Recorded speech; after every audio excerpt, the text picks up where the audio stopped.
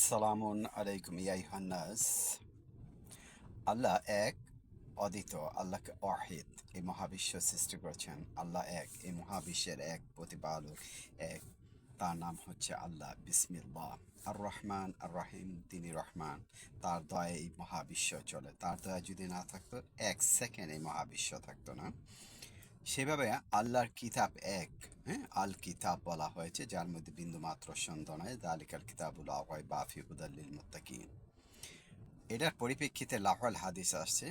এই লাহওয়াল হাদিস মানুষকে আজকে ইসলাম থেকে দূরে সরিয়ে দিচ্ছে, বিভিন্ন ভ্রান্তি ঠাট্টা তামাশা ওয়াজ নসিহত করে আমাদের ধর্মগুরু মানুষকে একেবারে দুযোগের দিকে নিয়ে যাচ্ছে। যেরকম লাহওয়াল হাদিস অনেক প্রকার।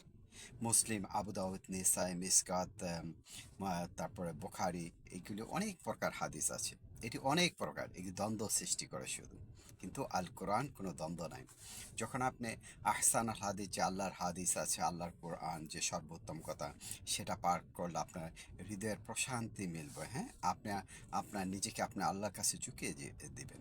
যেরকম আমি একা হয়েছি, একা যাব, ইয়া নাফসি, তাই আমাকে আল্লাহর কোরআন রুজু করে ধরে রাখতে হবে। এটা দলে উপদলে ভাগ করলে হবে না। এই যে দলে উপদলে ভাগ করে বুখারী বানাইছেন, আবু দাউদ বানিয়েছেন, মিশকাত, মুসলিম শরীফ, বিভিন্ন অনেক শত শত হাদিস বানাইছে, কিন্তু আল্লাহর কোরআন এক, ওয়াহিদ, আল কিতাব বলা হয়েছে। এই কোরআনের রুজু ধরো। তাসিমু বিহাবলিল্লাহি জামিয়া ওয়ালা তাফাররাকু। তোমরা এই যে রুজু আছে কোরআন, কোরআনকে ধরে রাখো। কোরআন যে হুকুম আহকাম দিচ্ছে, গাইডস, ড্যান্স, যে চলার পথের যেভাবে চলতে হবে সেটা শিখিয়েছে, সেটা ধরো।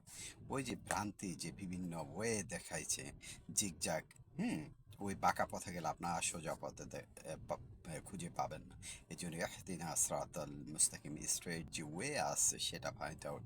স্ট্রেট ওয়েতে আপনি একেবারে ইজিলি আল্লাহর সাথে সাক্ষাৎ করতে পারবেন। আল্লাহ আপনার কারিব আছে। আল্লাহ আম, আমাদের দোয়া শুনে। হ্যাঁ, আল্লাহ আমাদের মধ্যে আছে। এখন আপনার ফাইন্ড আউট করতে হইব সেটা।